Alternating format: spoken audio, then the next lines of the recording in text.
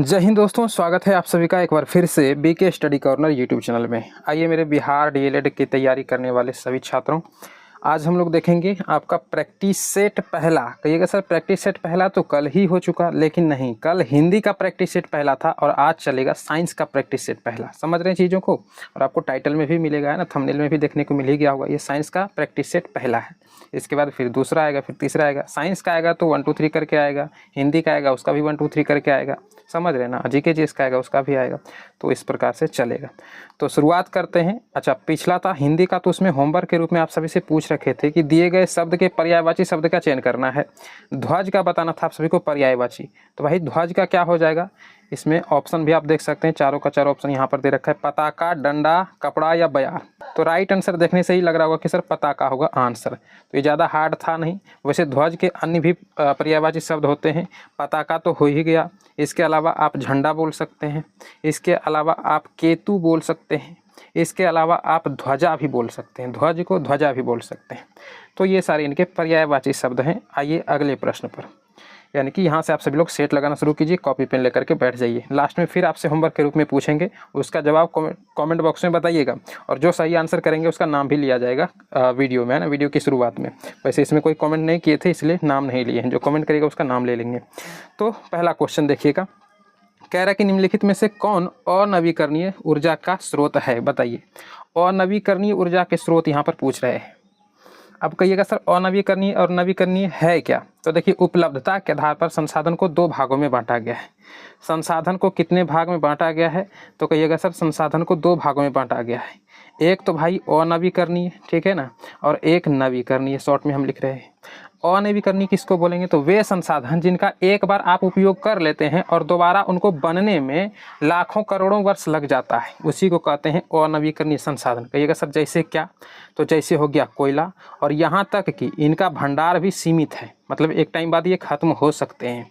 तो जैसे कोयला हो गया, इसके बाद फिर आपका पेट्रोलियम हो गया, ठीक है। उदाहरण ही ज़्यादातर पूछे जाते हैं, इसलिए हम सिर्फ आपको उदाहरण बता रहे हैं। कोयला हो जाएगा, पेट्रोलियम हो जाएगा, या फिर आप कह लीजिए प्राकृतिक गैस, है ना जी, प्राकृतिक गैस। ये सब क्या है, एक तरह से अनवीकरणीय संसाधन है, एक टाइम बाद ये खत्म हो जाएगा पृथ्वी से।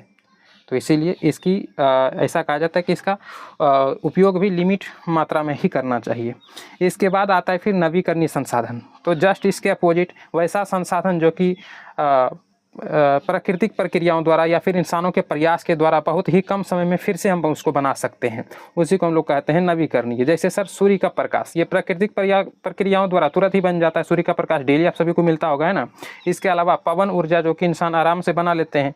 इसके अलावा बहता पानी, वन यानी जंगल वगैरह, ये सब बहुत कम खत्म होते हैं। जैसे जंगल को काट दिया जाएगा तो फिर खत्म होगा, लेकिन ये ऑटोमेटिक फिर से बनने का संभावना काफ़ी अधिक होता है। कम समय में ज़्यादा वन जो है आप बना सकते हैं, पेड़ लगाइएगा तो तुरंत बन जाएगा, निर्मित हो जाएगा, समझे।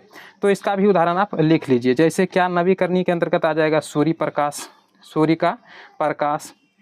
इसके अलावा पवन लिख लीजिए, यानी हवा बोल सकते हैं। इसके अलावा ऊर्जा बोल सकते, सॉरी पवन ऊर्जा एक ही साथ रहेगा, पवन ऊर्जा, पवन ऊर्जा। इसके अलावा बहता पानी, बहता पानी, या फिर आप वन या फिर जंगल बोल सकते हैं, है ना। तो ये सब हो जाएंगे नवीकरणीय। अब यहाँ पर पूछ रहा था क्या अनवीकरणीय, तो कौन सा हो जाएगा अनवीकरणीय सर, कोयला। अभी तुरंत आप बताएं। और अनवीकरणीय में कोयला तुरंत, मतलब विशेषकर कोयला ही पूछता है अनवीकरणीय स्रोत में, तो आंसर कौन सा हो जाएगा, कहेंगे सर ऑप्शन सी बिल्कुल सही है। अब आइए अगले प्रश्न पर, यहाँ पर देखिए क्या पूछा जा रहा है। यहाँ पर पूछ रहा है निम्नलिखित में से कौन सा ऊतक भ्रूण के एक्टोडर्म से निर्मित होता है। भ्रूण के एक्टोडर्म से, ये भ्रूण क्या है सर, तो आप सभी को पता होगा, जब माँ के पेट में जो बच्चे निर्मित हो रहे होते हैं वो शुरुआत में भ्रूण के रूप में ही होते हैं। तो उसी भ्रूण के 3 भाग होते हैं। भ्रूण के कितने भाग, 3 भाग। एक होता है एक्टोडर्म जो कि यहाँ पर दे रखा है, एक होता है इंडोडर्म, और एक होता है आपका मेसोडर्म। ये नाम से भी आप डायरेक्ट याद रख सकते हैं। एक्टो माने बाहरी हो गया, ठीक, इंडो माने अंदर वाला, और मेसो माने बीच वाला, मिडिल यानी बीच वाला, मो से मिडिल, मो से बीच वाला, मिडिल, ठीक है। ऐसे ध्यान रखिएगा। एक्टोडर्म क्या होता है, ये भ्रूण का बाहरी भाग होता है। ये निर्माण किस किस चीज़ का करता है, बेसिकली यही पूछा जाएगा आपके एग्जाम में। तो बाल का निर्माण करता है, नाखून का निर्माण करता है, दिमाग का निर्माण करता है, रीढ़ की हड्डी का निर्माण करता है, पूरा का पूरा तंत्रिका तंत्र का निर्माण करता है। और यही यहाँ पर पूछ रहा है, देखिए आंसर अभी दे रखा है ना, तंत्रिका के तंत्र का निर्माण करता है। आंसर आपका यही वाला होगा, देख रहे हैं ना, यही ऑप्शन उदाहरण पूछा जाता है, तो याद रखिएगा, हम जो बोल रहे हैं वो याद रखिए। एंडोडर्म क्या क्या निर्माण करेगा, फिर से सुनिए। बाल का, नाखून का, दिमाग का, रीढ़ की हड्डी का, पूरा तंत्रिका तंत्र हो गया, आंख के लेंस का निर्माण करता है, दांतों के इनामेल का निर्माण करता है, ये एक्टोडर्म। और इंडोडर्म क्या करेगा सर, ये भीतरी भाग का निर्माण करेगा। भीतरी भाग के रूप में क्या सर, तो शरीर का भीतरी भाग जैसे पाचन तंत्र हो गया, जैसे पेट का निर्माण करेगा, आंत का निर्माण करेगा। श्वसन तंत्र के रूप में ये फेफड़ा का निर्माण करता है, श्वास नली का निर्माण करता है, यहाँ तक कि यकृत का निर्माण करता है और अग्नाशय का भी निर्माण करता है इंडोडर्म। ये भी उदाहरण आप जितना इसमें दिया आप याद रखिएगा। मेसोडर्म हो गया भाई मिडिल वाला, बीच वाला सर ये क्या निर्माण करेगा, तो जैसे मांसपेशियां आता है जो हमारे शरीर के बीच का भाग बोल सकते हैं, मांसपेशियों का निर्माण कौन करेगा, मेसोडर्म। हड्डियों का निर्माण कौन करेगा, तो भाई यही करेगा मेसोडर्म। अच्छा, हड्डियों में ही आप सभी को पता होगा अस्थि मज्जा भी पाया जाता है ना जी, तो सवाल पूछेगा अस्थि मज्जा का निर्माण कौन करता है, तब भी यही बोलेंगे, समझ रहे ना। तो हड्डी का निर्माण, अस्थि मज्जा का निर्माण कौन करेगा, मेसोडर्म। अच्छा, हृदय का भी निर्माण कौन करेगा, मेसोडर्म करेगा। यहाँ तक कि रक्त परिसंचरण तंत्र का निर्माण कौन करेगा, तो मेसोडर्म करेगा। अच्छा, रक्त परिसंचरण तंत्र का जब निर्माण ये कर रहा है तो रक्त का निर्माण कौन करता है, तो रक्त का भी निर्माण यही करता है, मेसोडर्म। याद रहेगा ना। किडनी का भी निर्माण कौन करता है, यही करता है। एक जननांग भी याद रखिएगा, जननांग का भी निर्माण कौन करता है, यही करता है। तो इसके अंतर्गत भी आपको जितना आप उदाहरण बताएं सबको याद रखिएगा, ठीक है। बेसिकली आपसे उदाहरण ही पूछा जाएगा, तो यहाँ पर आंसर हो जाएगा आपको ऑप्शन बी, ठीक है, याद रहेगा। आइए अगले प्रश्न पर। अब देखिए यहाँ पर क्या बोल रहे हैं, सवाल पूछ रहा है कि विद्युत चुंबक बनाने के लिए प्रायः किस पदार्थ का छड़ का उपयोग होता है। विद्युत चुंबक यदि आपको बनाना है तो कौन यानी कि कौन से प्रकार का आप छड़ का इस्तेमाल करिएगा, तो कहिएगा सर हम करेंगे नरम लोहा का, नरम लोहे का इस्तेमाल होता है। करेक्ट आंसर ऑप्शन सी वाला होगा, ठीक है। आइए अगला प्रश्न देखिए, यहाँ पर पूछ रहा है निम्नलिखित में से किसी नहीं होगा, यहाँ पर किस होगा। निम्नलिखित में से किस द्रव का वाष्पीकरण दर सर्वाधिक है, पेट्रोल, नाखून पॉलिश रिमूवर, अल्कोहल, या इनमें से कोई नहीं। देखिए आपसे पूछा जाएगा पेट्रोल, अल्कोहल, मिट्टी का तेल और पानी के बारे में, तो क्रमानुसार आपको हम लिखा ही देते हैं, लिख लीजिएगा कि किसका वाष्पीकरण दर किस तरह से होता है, सर्वाधिक किसका होता है। तो सबसे ज़्यादा वाष्पीकृत हो जाता है सबसे पहले पेट्रोल, है ना। इसका वाष्पीकरण की प्रक्रिया बहुत तेज होता है, तुरंत ये हवा में उड़ जाता है, उसी को कहते हैं वाष्पीकरण, है ना। ये तो समझते होंगे आप सभी लोग। पेट्रोल हो गया सबसे पहला, इसलिए इसको ग्रेटर देन से यहाँ पर दिखा रहे हैं। इसके बाद होता है अल्कोहल, ठीक है, अल्कोहल। इसके बाद सर किसका नंबर आएगा, इसके बाद आएगा मिट्टी का तेल, यहाँ पर लिखते हैं हम मिट्टी तेल का नंबर आएगा। और फिर सर किसका लास्ट में आएगा, इसके लास्ट में आएगा पानी। यानी इन तीनों के तुलना में पानी इससे कम जो है कि वाष्पीकृत होता है। सर्वाधिक वाष्पीकृत की जो प्रक्रिया तेज होती है वो पेट्रोल की होती है, पेट्रोल तुरंत वाष्पीकृत हो जाता है। तो वही पूछ रहा था, ऑप्शन में यदि आपको पेट्रोल में, अच्छा हो सकता है आपको ऑप्शन में पेट्रोल नहीं दिया होता, तब क्या लगाते हैं, तो हम तुरंत अल्कोहल मारते हैं। एक क्रमानुसार आप बस ध्यान रखिएगा, ठीक है ना। तो आंसर अभी हो जाएगा, पेट्रोल जब दे रखा है तो ऑप्शन ए सही है। अब आइए अगले प्रश्न पर। पूछ रहा है कि ऑक्जेलिक अम्ल का प्राकृतिक स्रोत निम्नलिखित में से कौन सा है। ऑक्जेलिक अम्ल इनमें किस में पाया जाता है, ये पूछ रहे हैं। तो संतरा, टमाटर, सिरका या आलू। तो भाई राइट आंसर कौन सा हो जाएगा, कहेंगे सर इसका करेक्ट आंसर है ऑप्शन बी, यानी कि टमाटर में पाया जाता है ऑक्जेलिक एसिड। इसके अलावा भी आपको जो एग्जाम में पूछा जाता है एसिड के बारे में कि किस में कौन सा एसिड पाया जाता है, वो आपको करा देते हैं, है ना। चाहते तो हम लिख कर भी समझा सकते थे, लेकिन लिखने में थोड़ा टाइम लगेगा, तो इसलिए हम यहाँ पर इसको ले आए हैं। तो याद रखिएगा इसको ना हम अलग अलग बुक से कलेक्ट करके बनाए हैं, शोध करके। तो ऑक्जेलिक अम्ल किस में पाया जाएगा, तो अभी आपको बता ही दिए, टमाटर में पाया जाता है, इसके अलावा चुकंदर में पाया जाता है और या तो पालक में पाया जाता है। इसके अलावा भी और पदार्थों में पाया जाता होगा, लेकिन ये आप थोड़ा ध्यान रखिएगा, तीन जो है आपको बताए हैं। सिट्रिक अम्ल किस में पाएगा, खट्टे फलों में पाया जाता है, इसके अलावा नींबू, संतरा, और ये सब तो खट्टे फल होती हैं। हालांकि संतरा, नींबू ये सब डायरेक्ट पूछ लेगा किस में कौन सा अम्ल पाया जाता है, तो आप तुरंत क्या कहिएगा, सर सिट्रिक अम्ल पाया जाता है। तो विशेषकर खट्टे फल में पाया जाता है सिट्रिक अम्ल, ध्यान रखिएगा। एसिटिक अम्ल किस में पाया जाएगा, तो अचार या फिर सिरका में, ठीक है, एसिटिक एसिड। टार्टरिक अम्ल किस में पाया जाएगा सर, इमली, अंगूर या फिर कच्चा आम में टार्टरिक अम्ल पाया जाता है। मैलिक अम्ल के लिए सेब काफ़ी प्रसिद्ध है, ठीक है, तो ये भी ध्यान रखिएगा। सेब में कौन सा अम्ल पाया जाता है, डायरेक्ट पूछेगा, कहिएगा सर मैलिक, यहाँ पर मौलिक हो गया है, मैलिक होगा ना, मैलिक अम्ल। अच्छा, लैक्टिक अम्ल दूध और दही के लिए तो काफ़ी फेमस है, कई बार एग्जाम में क्वेश्चन पूछा गया है कि लैक्टिक अम्ल किस में पाया जाता है, दूध और दही में। तो ये सब ध्यान रखिएगा अम्लों के बारे में विशेषकर, ठीक है। और ये तो चलते फिरते याद कर लीजिएगा, बहुत ज़्यादा हार्ड चीज़ थोड़ी ना है। आइए अगले प्रश्न पर, यहाँ पर देखिए क्या पूछ रहे हैं। देखिएगा यहाँ पर पूछ रहा है प्लाज्मा झिल्ली किससे बनी होती है। कहिएगा सर ये प्लाज्मा झिल्ली क्या है। तो जो स्टूडेंट नहीं समझ रहे हैं उसको समझा देते हैं। जैसे हमारे शरीर में कई सारी कोशिका है, कई सारी कोशिकाओं से मिलकर हमारा शरीर बना है। तो कोशिका का जब आप संरचना पढ़िएगा ना तो उसी में आपको प्लाज्मा झिल्ली या कोशिका झिल्ली देखने को मिलेगा। थोड़ा सा बता देते हैं, जैसे मान लेते हैं ये हमारा कोशिका है, बीच में इसके पाया जाता है केंद्रक, ठीक है, बीच में केंद्रक पाया जाता है। वैसे केंद्रक साइड भी हो सकता है लेकिन ज़्यादातर बीच में ही होता है। और इसके बीच में ये जो तरल पदार्थ भरा होता है इसको हम लोग कहते हैं कोशिका द्रव। इसको क्या कहते हैं, कहिएगा सर, इसको हम लोग कहते हैं कोशिका द्रव। और ये जो परत है, ये वाला जो चारों तरफ घिर रखा है, इसी को हम लोग कहते हैं कोशिका झिल्ली। इसको क्या बोलेंगे, कोशिका झिल्ली बोलेंगे सर, ठीक है। और ये जो है ये तो आपको बता ही दिए, इसको हम लोग केंद्रक बोलते हैं। तो यही होता है बेसिकली मूल संरचना आपका, ठीक है, यानी कोशिका का। तो इसको कोशिका झिल्ली बोलते हैं। यही पूछ रहा है सवाल में कि ये जो प्लाज्मा झिल्ली है, देखिए बीच में इसको ना कभी कभी साइटोप्लाज्म भी बोल देते हैं, यानी कोशिकी द्रव भी बोलते हैं, कई तरह के इसके नाम मिलते हैं। ये जो बीच में तरल पदार्थ भरा होता है इसीलिए इसका नाम प्लाज्मा झिल्ली भी लोग बोल देते हैं। तो प्लाज्मा झिल्ली कहे या कोशिका झिल्ली बोले एक ही बात है। पूछ रहे हैं प्लाज्मा झिल्ली ये बना किसका होता है, ये वाला ये किसका बना होता है। तो ध्यान रखिएगा ये बेसिकली प्रोटीन, कार्बोहाइड्रेट और फास्फोरस और लिपिड, यानी टोटली 4 पदार्थों से मिलकर ये बना होता है, ठीक है, मुख्य रूप से। तो प्रोटीन, कार्बोहाइड्रेट और फास्फोरस और लिपिड को एक ही साथ लिख दिया जाता है तो फॉस्फोलिपिड बोल देते हैं। तो याद रखिएगा ऑप्शन आपका सी करेक्ट होगा, प्लाज्मा झिल्ली इन चारों से मिलकर बना होता है। आइए अगले प्रश्न पर। पूछ रहा है यहाँ पर क्या पूछ रहा है, पृथ्वी पर गुरुत्व त्वरण का मान क्या होगा। देखिए ये ऑप्शन भी काफ़ी फंसाने जैसा दे रखा है, मतलब मान नहीं पूछा है, पूछ रहा है कि भूमध्य रेखा पर सबसे कम होता है, ध्रुव पर कम होता है, किस पे क्या होता है। तो इसको समझाने के लिए एक इमेज हम आपको यहाँ पर लगाए हैं, पहले इसके बारे में समझिएगा, ठीक है। थोड़ा सा इससे भी पहले आप ये समझिए कि पृथ्वी का आकार कैसा है। यदि आप आकार समझ लीजिए ना पृथ्वी का, तो फिर आपको ये सब ऑप्शन भी याद करने का जरूरत नहीं पड़ेगा। तो सबसे पहले आप यही समझिए कि पृथ्वी का आकार कैसा है। पृथ्वी का आकार पूरी तरह से गोल नहीं है, ठीक है। किस प्रकार से है तो कहेंगे सर थोड़ा सा चपटा हुआ है, मतलब आप इस तरह से बोल सकते हैं, है ना, थोड़ा सा मतलब दोनों तरफ से माने ऊपर से चपटा हुआ है इस प्रकार से। तो जो ऊपर का भाग होता है इसको हम लोग कहते हैं पोल यानी कि ध्रुव कहते हैं। इसको क्या कहते हैं, पोल यानी ध्रुव बोलते हैं। वही यहाँ पर देखिए ध्रुव वाला जिक्र दे रखा है। बीच का जो भाग होता है उसको हम लोग केंद्र बोलते हैं। क्या बोलते हैं, केंद्र, ठीक है। और ये साइड बाय साइड क्या हो गया, ये सतह हो गया, यहाँ तक भी समझ गए आप सभी लोग। और ये हो गया इसके बीच का इक्वेटर यानी जिसको हम लोग विषुवत रेखा कहते हैं। अब समझिएगा ये क्या कह रहा है। आप एक काम करिएगा घर में, या फिर नॉर्मल आप सभी लोग किए ही होंगे, लोटा में पानी ले लीजिएगा और उसको चारों तरफ जोर जोर से घुमाइएगा। देखिएगा लोटा वाला पानी नहीं गिरेगा नीचे, लेकिन जैसा ही रोक दीजिएगा अचानक पानी तुरंत नीचे गिर जाएगा। तो वही ये चीज़ें यहाँ पर भी हो रहा है। आप यहाँ पर चौथा ऑप्शन पढ़िए, क्या कह रहा है, पृथ्वी के घूर्णन गति बढ़ने पर जी का मान कम हो जाता है। कहिएगा सर कैसे, तो अभी आपको बताएं। मतलब लोटा यदि जोर से घूम रहा है तो पानी नीचे नहीं गिरेगा। पानी नीचे नहीं गिरेगा इसका मतलब क्या, गुरुत्व त्वरण यानी एक प्रकार का ये बल होता है, यानी वो अपनी ओर पानी को आकर्षित नहीं कर पाएगा। तो वही कह रहा है, पृथ्वी यदि जोर से घूम रहा है, घूर्णन गति इसका तेज है, तो जी का मान कम होगा, यानी किसी वस्तु को अपनी ओर नहीं खींच पाएगा। ये है जी का मान बीच में इसका, ये ठीक ना, ये अपनी किसी भी चीज़ को अपनी ओर नहीं खींच पाएगा तो पानी नहीं गिरेगा।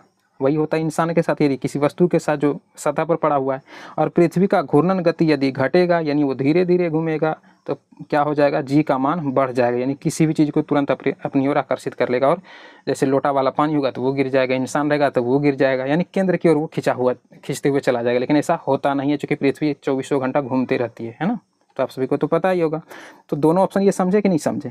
अब समझिएगा ये वाला ऑप्शन कि कहता है पृथ्वी के पोल यानी कि ध्रुव पर जी का मान महत्तम होता है। कहाँ पर सर, ये वाला आप बता रखें सर, दोनों पोल है, अलग कलर में लेते हैं। आप बता रखें सर ये वाला दोनों पोल है पृथ्वी का। तो अब देखिए कि ये केंद्र से कितना नज़दीक है। देखिए ये केंद्र से काफ़ी नज़दीक आपको मिलेगा, लेकिन ये वाला जो सतह है चारों तरफ से, ये तो चारों तरफ से इस प्रकार आपको मिलेगा ना। समझ रहे हैं, हम 3D आपको समझा नहीं पा रहे हैं लेकिन फिर भी आप समझिएगा, ये चारों तरफ से तो इसी तरह से मिलेगा ना घुमा हुआ। तो इस पर या तो विषुवत रेखा रहे, कर्क रेखा रहे, मकर रेखा रहे, कुछ भी रहे, लेकिन इससे तो ये दूरी पर हो जाएगा ना, कर्क रेखा मकर रेखा। समझ रहे हैं चीज़ों को, एक बार फिर से समझिए। ये तो यहाँ से इतना दूरी पर ही है तो इसको ये तुरंत खींच लेगा, केंद्र की ओर खींच लेगा। लेकिन जो विषुवत रेखा है वो तो यहाँ से, आप इधर से समझ के देखिए कि ये यहाँ से लेकर के कितना दूरी है, और ये तो चपटा हुआ है तो ये तो नज़दीक है। तो इसीलिए सबसे ज़्यादा जो मान होता है ना जी का, छोटी जी का मान कहाँ पर, महत्तम माने सर्वाधिक कहाँ पर होता है तो पोल पर होता है। और न्यूनतम कहाँ पर होता है, विषुवत रेखा पर। विषुवत रेखा पर न्यूनतम होता है, यहाँ पर न्यूनतम होगा, ठीक है, ये विषुवत रेखा पर, क्योंकि ये सबसे ज़्यादा दूर हो गया केंद्र से। इतना समझें। अगला समझिए स्टूडेंट, देखिए फंसता कहाँ पर है, फंसता है इसी में कि पृथ्वी की सतह से ऊपर या नीचे जाने पर जी का मान घटता है। स्टूडेंट फंस जाता है कि सर हम यदि सतह से ऊपर की ओर जा रहे हैं, ठीक है, ये पृथ्वी हम सतह से कहीं ऊपर की ओर भाग रहे हैं तो जी का मान घटेगा। बिल्कुल सर, हम यहाँ केंद्र से दूर होते जा रहे हैं तो ये हमारे जो है कि अपने अंदर ये नहीं खींच पाएगा, तब तो जी का मान घटेगा। बिल्कुल सही है। तो कहता है कि नीचे जाने पर भी कैसे घट सकता है। तो मान लीजिए बीच पृथ्वी में ये रहा केंद्र और ये बीच में होल हो गया है, तो हम जब केंद्र की ओर आते जाएंगे तो सर हम तो केंद्र के नज़दीक आ रहे हैं, फिर तो जी का मान ज़्यादा होना चाहिए क्योंकि ये ज़्यादा शक्ति से हमको खींच रहा है। लेकिन ऐसा नहीं होता है। कहिएगा सर ऐसा क्यों नहीं होता है? जैसे आप मान लेते हैं यहाँ पर है तो देखिए पृथ्वी का कितना भाग आपका ऊपर रह गया, इतना से इतना रह गया। आप मान लेते हैं कि अब यहाँ से यहाँ पर आ गए, अब देखिए कि पृथ्वी का कितना भाग, इतना भाग ऊपर हो गया। अब आप वहाँ से भी एकदम नज़दीक आ गए हैं केंद्र के, लेकिन आप यहाँ तक आ गए। तो होता क्या है सर, ये ऊपर का जो पृथ्वी का भाग बढ़ रहा है ये वाला, ये भी एक बल लगाता है हमारे ऊपर। पृथ्वी का संपूर्ण भाग जो है ना वो हमारे ऊपर एक बल लगाता है। तो जब हम यहाँ पर आ चुके हैं तो ये सारा जो भाग ऊपर चला गया वो भी हमको ऊपर खींच रहा है। तो वहाँ पर हो क्या जाता है, केंद्रक वाला बल फीका पड़ जाता है हल्का सा, समझे ना। तो इसीलिए ये कहा गया है कि पृथ्वी की सतह से यदि आप ऊपर जाइए तो भी जी का मान घटेगा, केंद्रक की ओर आइए तो भी जी का मान घटेगा। महत्तम कहाँ पर होगा?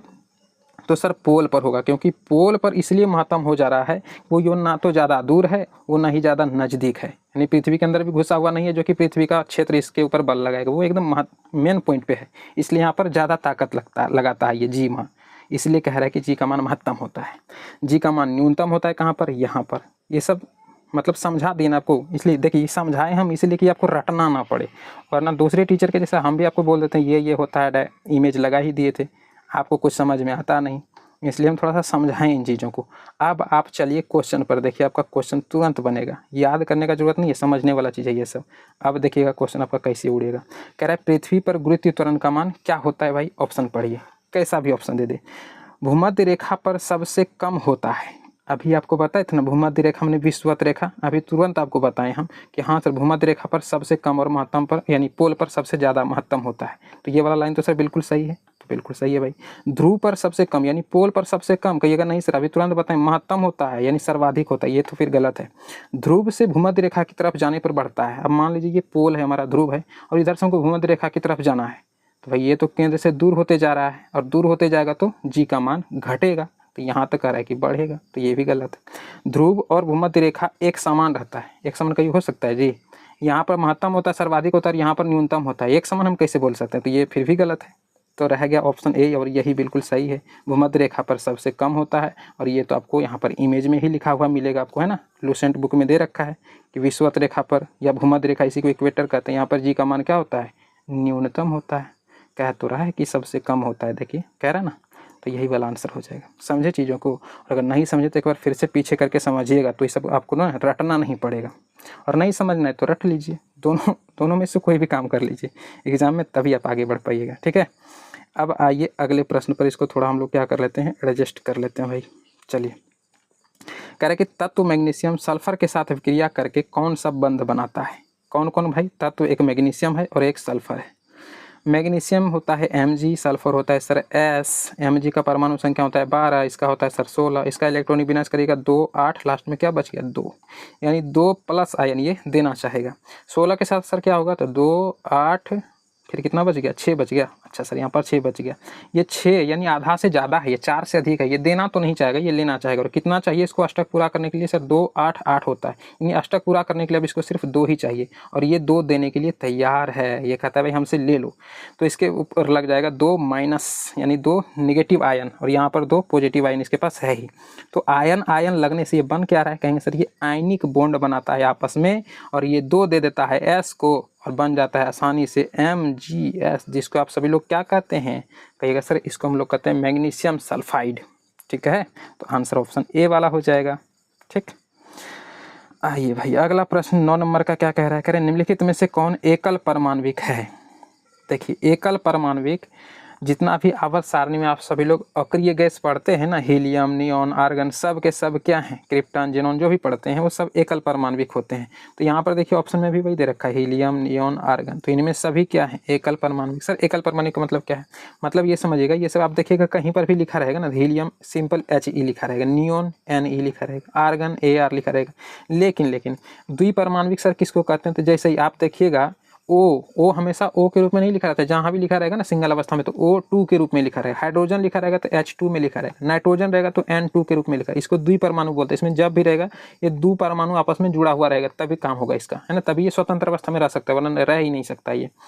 त्रिपरमाणु सर किसको कहते हैं? तो सिंपल है, O3 जैसे ओ की ओजोन है वो कैसा है, यानी कि एक एकल परमाणुक है, द्विपरमाणुक है, त्रिपरमाणुक है, तो उसको हम लोग बोलेंगे त्रिपरमाणुक। समझे चीज़ों को? तो ये हो जाएगा आपका आंसर। अब यहाँ पर एकल परमाणुक कौन हो जाएगा? जितने भी अक्रिय गैस हैं सब एकल परमाणुक हैं, तो इनमें सभी आपका हो जाएगा करेक्ट आंसर। अगला प्रश्न समझिएगा, यहाँ पर क्या पूछ रहे हैं, कह रहे हैं निम्नलिखित में से कौन संयोजित टीका है जो बच्चों में डिप्थीरिया, काली खांसी और टिटेनस के बचाव के लिए दिया जाता है? संयोजित टीका माने एक साथ कई सारी बीमारी का इलाज कर दे एक ही टीका, उसी को संयोजित टीका बोल देंगे, सिंपल भाषा है। तो डिप्थीरिया से डी बन गया, परटूसिस, इसका काली खांसी का एक और नाम है परटूसिस, तो सर पी बन गया। टिटेनस तो सर टी बन गया। तो DPT का टीका डिप्थीरिया, काली खांसी और टिटेनस के लिए दिया जाता है। याद रखिएगा ऑप्शन कौन सा कहेंगे सर? ऑप्शन ए बिल्कुल सही है। ठीक है, आइए भैया अगला प्रश्न देखिए, यहाँ पर पूछ रहे हैं क्या, कह रहे हैं निम्नलिखित में से कौन त्वरण का मात्रक नहीं हो सकता है? त्वरण का मात्रक इनमें कौन नहीं हो सकता है? त्वरण के बारे में आपको थोड़ा सा हम समझाना चाहते हैं, समझिएगा कि त्वरण का फॉर्मूला पहले सर क्या होगा, तभी तो हम बता सकते हैं इनमें कौन उसका जो है कि मात्रक नहीं है। ठीक है ना, तो समझिए त्वरण का फॉर्मूला ए बराबर, यानी त्वरण का फॉर्मूला आप सभी लोग पढ़े होंगे, अंतिम वेग। अंतिम वेग को हम लोग किससे डिनोट करते हैं? कहिएगा सर जी V से, और प्रारंभिक वेग, शुरुआती वेग U से डिनोट करते हैं, और बटे में क्या हम लोग लिखते हैं? समय, जिसको हम लोग T कहते हैं। यही होता है ना जी त्वरण का फॉर्मूला। तो अब क्या कर सकते हैं सर, हमको चूंकि यहाँ पर निकालना है मात्रक, तो मात्रक निकालने के लिए अब यहाँ पर दो वेग तो सर हम ले नहीं सकते हैं, तो इस वेग को एक साथ लिखते हैं। तो इसको एक साथ लिखने के लिए हम लोग डेल्टा भी लिख देते हैं, और बाई टी। डेल्टा का मतलब ही होता है कि वेग में क्या हो रहा है, यहाँ पर परिवर्तन हो रहा है। ठीक है, डेल्टा का मतलब परिवर्तन दिखाता है। कहीं पर भी डेल्टा लिखा हुआ मिल जाएगा, समझिए वहाँ पर उस चीज़ में परिवर्तन हो रहा है। डेल्टा भी माने वेग, वेग में परिवर्तन हो रहा है, समझ गए? तो अब ये हो गया V/T सिंपल। यदि डेल्टा को, वैसे डेल्टा लिया नहीं जाता है मात्रक वगैरह निकालने के लिए, तो बच गया क्या सर? V/T, यानी त्वरण का मात्रक अब निकल रहा है V/T। अब V बराबर भी एक फॉर्मूला होता है, यानी वेग बराबर भी आप सब लोग पढ़े होंगे, दूरी बटे समय को वेग कहते हैं। तो यहाँ पर फिर हमको वो भी लगाना होगा। तो A बराबर क्या हो गया, कहेंगे सर V का मान हो जाएगा दूरी बटे समय, हो जाएगा ना समय, और बटे में सर पहले से वो समय दे रखा है। अब क्या करना होगा, तो यहाँ पर समझिए थोड़ा सा, A बराबर क्या हो गया, इसको अलग इधर लिख नहीं पाएंगे, हम इसको लिखते हैं। ठीक है, ये वाला आप याद रखिएगा, यहाँ पर हम फिर से लेते हैं। तो A बराबर क्या हो गया, कहिएगा सर जी दूरी बटे समय, दूरी बटे समय, और नीचे जो एक समय है इसके नीचे 1 रहेगा तो 1 ऊपर चला जाएगा, तो हम क्या लिख सकते हैं? तो हम सीधे लिख सकते हैं गुना के रूप में 1 बटे समय, ये लिख सकते हैं ना, मैथ का ये नियम आप लोग जानते होंगे। तो दूरी हो गया ऊपर और नीचे हो गया क्या, दूरी हो गया ऊपर, नीचे हो गया समय का स्क्वायर यानी कि T का स्क्वायर। अब देखिए कैसे कैसे, दूरी को हम किलोमीटर में डिनोट कर सकते हैं, कहिएगा सर बिल्कुल कर सकते हैं, और समय के लिए हम लोग सेकंड स्क्वायर लेते हैं। अच्छा, दूरी को हम लोग सेंटीमीटर में डिनोट कर सकते हैं, कहिएगा सर बिल्कुल कर सकते हैं, सेकंड स्क्वायर रहेगा। यहाँ पर देखते जाइएगा, किलोमीटर सेकंड स्क्वायर बना ये वाला, कहिएगा हाँ सर बन गया। सेंटीमीटर में भी डिनोट कर सकते हैं, सेकंड स्क्वायर रहेगा, ये बिल्कुल सही है सर। हम जो है कि दूरी को मीटर प्रति मीटर में भी लिख सकते हैं, कहिएगा हाँ सर मीटर में भी डिनोट कर सकते हैं, दूरी को मीटर में भी मापते हैं, तो मीटर प्रति सेकंड स्क्वायर, तो ये भी बन जाएगा। नहीं बनेगा कौन सा, कहिएगा सर ये वाला। इधर किलोमीटर में तो लिखा है लेकिन भाई एक समय ही उड़ा दिया, यानी सेकंड पर स्क्वायर रहना था, एक सेकंड बेच के खा गया, देख रहे हैं ना ऑप्शन।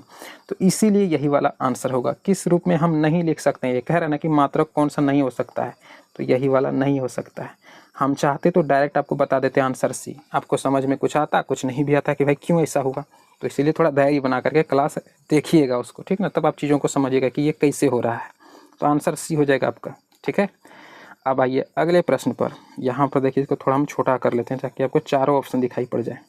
सवाल आपसे पूछ रहा है कि किसी वस्तु का वजन हवा में 10 न्यूटन है। हवा में मतलब ऐसा नहीं कि लटका के उसका 10 न्यूटन वजन नापा जा रहा है, ऐसा नहीं, मतलब नॉर्मल अवस्था में किसी का वजन 10 न्यूटन दिखा रहा है। जब उस वस्तु को किसी द्रव में डुबाया जा रहा है तो उसका वजन 8 न्यूटन हो जा रहा है। कहता है कि बताइए उस वस्तु के द्वारा द्रव का कितना भाग हटाया गया, है ना, उस वस्तु द्वारा हटाए गए द्रव का वजन पूछ रहा है। तो आप सिंपल, इसमें दिमाग लगाना कुछ नहीं है, 10 न्यूटन लगाइएगा, इधर का 8 न्यूटन, बस दोनों में अंतर कर दीजिए, घटा सकते सर यहाँ पर आ जाएगा 2 न्यूटन। इन्हीं 2 न्यूटन का वजन का बराबर जो है द्रव जो है उसने हटाया। आंसर 2 न्यूटन कहाँ पर दे रखा है, कहिएगा सर ये रहा ऑप्शन डी में दे रखा है, यही वाला आपका आंसर हो जाएगा। सिंपल था। अगले प्रश्न पर आइए। यहाँ पर देखिए क्या पूछा है, इसको थोड़ा फिर वापस बड़ा कर लें। आइए सवाल देखिए पूछ रहा है कि उन अंगों के नाम बताइए जो मनुष्यों में उत्सर्जन प्रणाली को बनाते हैं। उत्सर्जन प्रणाली को कौन बनाता है? तो भाई 2 किडनी, हाँ किडनी उत्सर्जन प्रणाली को बनाता है। 2 यूरेटर, ये भी सही है। और मूत्राशय हो या यूरेथ्रा हो, ये सभी क्या है? हमारे उत्सर्जन प्रणाली है ना, उत्सर्जन अंग है ये सब। तो उपरोक्त में से सभी आपका आंसर हो जाएगा। ऑप्शन कौन सा कहेंगे सर? ऑप्शन डी बिल्कुल सही है। ये सब सिंपल प्रश्न है, ज़्यादा हार्ड है नहीं, देखने से आप सभी को आंसर पता चलता होगा। रेटिना प्रकाश को परावर्तित करती है किस चीज़ में? आप कहिएगा सर ये क्या है? मतलब हम किसी चीज़ को देखते हैं तो जो हमारे आँख के ऊपर प्रकाश पड़ता है ना, तो वो प्रकाश पहले विद्युत सिग्नल बन करके हमारे माइंड तक पहुंचता है, फिर माइंड उधर से रिफ्लेक्शन भेजता है, तब जाकर के हम किसी वस्तु को देख पाते हैं। तो वही चीज़ें यहाँ पर भी हो रहा है। रेटिना प्रकाश को परिवर्तित करता है विद्युत सिग्नल के रूप में। किसी भी वस्तु को, कोई भी चीज़ आप देख रहे हैं तो देखने का काम तो आँख कर रहा है, लेकिन दिखवा कौन रहा है? मालिक कौन है? वो हेड है। किसी भी चीज़, आप हाथ हिला रहे हैं, हाथ हिलाने का काम तो आप हाथ हिला रहे हैं, लेकिन वो हिलवा रहा है कौन? मतलब हाथ जो आप पूरी तरह से हिला रहे हैं वो माइंड कंट्रोल कर रहा है उसको, समझ रहे हैं चीज़ों को। तो वही ये कह रहा है कि रेटिना क्या करता है? हमारे आँख में जो रेटिना है वो प्रकाश, जैसे किसी वस्तु का प्रकाश हमारे आँख के ऊपर पड़ा और वो क्या किया, विद्युत सिग्नल बना करके दिमाग के पास भेजा कि हमारे पास भाई एक चीज़ आया है, देखिए इसको हमको देखना है। कहता है ठीक है हम देख लिए, अब तुम देखो। मतलब ये सब प्रक्रिया काफ़ी स्पीड में होता है, ठीक है। वो माइनर एकदम बहुत कम समय में होता है, तो इसलिए आपको पता नहीं चलता है। लेकिन हाँ ये सब भाई साइंटिस्टों के द्वारा देखा गया है, नापा गया है ना, तो आंसर हो जाएगा ऑप्शन बी। इधर बारिश हो रही है हमारे तरफ। आइए अगला प्रश्न समझिए, कह रहा है घरेलू विद्युत परिपथ में उदासीन तार का रंग होता है कैसा? घरेलू विद्युत परिपथ में उदासीन तार का रंग तो भाई काला होता है, सिंपल है, ये याद रखिएगा, ठीक है। ऑप्शन होगा सी करेक्ट। अगला प्रश्न कह रहा है किंगडम प्लांटी में शामिल है। प्लांटी मतलब समझ रहे हैं, जो पेड़ पौधा का होता है ना, पेड़ पौधा का जब वर्गीकरण किया गया था तो उसको हम लोग प्लांट बोलते हैं। और एनिमल किसको बोलते हैं? जंतु जगत को। जैसे उसमें इंसान भी आता है और जितने भी जीव जंतु हैं सब उसमें आता है, ठीक है। वो एनिमल में आता है, प्लांट में आता है सारे पेड़ पौधे। तो कह रहा है कि जो पेड़ पौधे वाले भाग हैं उनमें कौन शामिल है? शैवाल है और ब्रायोफाइट है क्या? टेरिडोफाइट्स और जिम्नोस्पर्म है क्या? एंजियोस्पर्म है क्या? तो बिल्कुल ये सभी के सभी सही है मेरे भाई। क्यों सर? क्योंकि जब आप प्लांट किंगडम पढ़िएगा उसमें जो बांटा गया है ना, पौधे को अलग अलग गुण के वजह से अलग अलग क्रम में बांटा गया है, तो उसमें शैवाल भी आता है, उसमें ब्रायोफाइट भी आता है, उसमें टेरिडोफाइट भी एक भाग है, जिम्नोस्पर्म भी एक भाग है, एंजियोस्पर्म भी एक भाग है। तो ये सब प्लांट के ही भाग हैं, तो आंसर ऑप्शन डी वाला होगा, ठीक है। अगला प्रश्न समझिएगा, कह रहा है कि पहाड़ी जो क्षेत्र है वहाँ पर यदि हमें मृदा अपरदन यानी कि मिट्टी के कटाव को रोकना है तो कौन सी विधि का हम उपयोग करेंगे? किस विधि से कृषि करेंगे? सोपानी कृषि से, सामान्य कृषि, वृहद कृषि, लघु कृषि? तो भाई ध्यान रखिएगा, उसमें हम लोग सोपानी कृषि का इस्तेमाल करते हैं। सर सोपानी कृषि मतलब सर सीढ़ी नुमा कृषि, मतलब समझिएगा ये पहाड़ है तो मिट्टी कट ना जाए उसके लिए क्या करते हैं? सीढ़ी बना बना करके, इस प्रकार से सीढ़ी बना करके खेती की जाती है। यहाँ पर भी कुछ लगा दिए, यहाँ पर भी कुछ लगा दिए अपने हिसाब से ना, मतलब जलवायु के हिसाब से। ये सीढ़ी नुमा जो खेती किया जाता है उसी को कहते हैं सोपानी कृषि। इससे होता यह है कि ये मिट्टी कट करके नीचे नहीं आता है, समझे। तो आंसर कौन सा होगा? कहेंगे सर ऑप्शन ए बिल्कुल सही है। पहाड़ी क्षेत्रों में विशेषकर ये देखने को हमें मिलता है। देखिएगा अगला क्वेश्चन कह रहा है मैक्स 1407 जो कि एक अधिक उपज देने वाली कीट मुक्त प्रजाति है, ये किसका प्रजाति है? चावल का है या गेहूं का या सोयाबीन या दलहन या दाल? ये सभी के सभी प्रश्न अभी तक जितना आपको करा रहे हैं आपके डीएलएड में पूछा गया क्वेश्चन है। तो मैक्स 1407 ध्यान रखिएगा, ये एक अधिक उपज देने वाली कीट मुक्त प्रजाति है सोयाबीन का। तो आंसर होगा ऑप्शन सी वाला सही आपका। अगला क्वेश्चन देखिएगा, यहाँ पर क्या पूछ रहा है, कह रहा है जो जीव अपना जैव भोजन यानी अपना भोजन संश्लेषित करते हो यानी खुद से बना लेता है, क्या कहलाता है? तो भाई सिंपल है ये सब। तो आंसर कौन सा होगा? कहेंगे सर उसको हम स्वपोषी बोलते हैं। सारे तरह के सवाल पूछे गए हैं, ऐसा नहीं कि सिर्फ हार्ड ही प्रश्न पूछा जाता है, इजी भी होता है कुछ। कोशिका का आनुवांशिक पदार्थ होता है प्रोटीन, कार्बोहाइड्रेट, डीएनए या आरएनए? तो कोशिका के आनुवांशिक पदार्थ को हम लोग क्या बोलते हैं? कहिएगा सर अच्छे से पता है सर, उसको डीएनए कहते हैं। सी आंसर होगा। अच्छा 20 प्रश्न हो गए, चूँकि आप सभी को पता होगा बिहार डीएलएड में साइंस के 20 प्रश्न ही पूछे जाते हैं, इसलिए हम आपको 20 करा रहे हैं। और यहाँ पर पूछा गया है होमवर्क, ठीक है। तो आप बताइएगा इसका जवाब कमेंट में। कह रहा है कि दौड़ लगाते समय मनुष्य का रक्तचाप यानी ब्लड प्रेशर क्या होता है? दौड़ लगाते समय ब्लड प्रेशर बढ़ता है या ब्लड प्रेशर घट जाता है या ऊपर नीचे होते रहता है या एक समान रहता है? बताइएगा आंसर जो है कमेंट करके, ठीक है ना।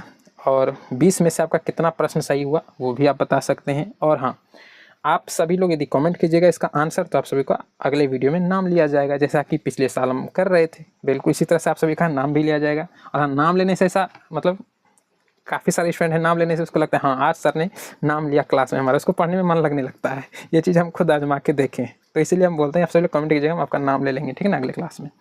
तो बहुत जल्द मिलते हैं, यानी कल ही मिलते हैं आप सभी से अब जीके जीएस के क्लास में, ठीक है ना, प्रैक्टिस सेट 1 के साथ। तो तब तक के लिए धन्यवाद, जय हिंद।